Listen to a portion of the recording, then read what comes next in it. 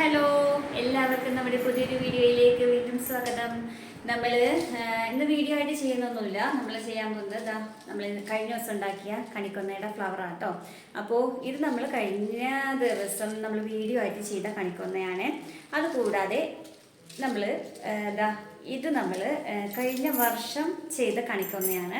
നമുക്ക് അധികം കേടുപാടുകളൊന്നും സംഭവിച്ചിട്ടില്ല കേട്ടോ. കണിക്കൊന്ന നമ്മുടെ ഫീനിക്സ് പേപ്പർ ആണെങ്കിലും നമുക്ക് അധികം കേടുപാടുകളോ അധികം മോശമായിട്ടോ ഒന്നും വന്നിട്ടില്ല.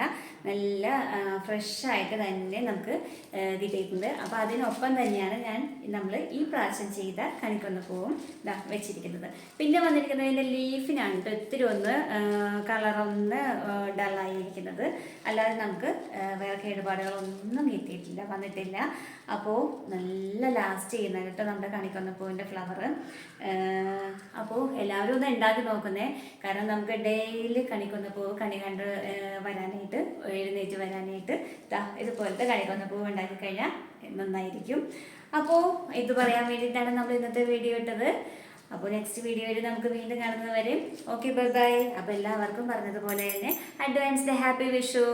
By, see U.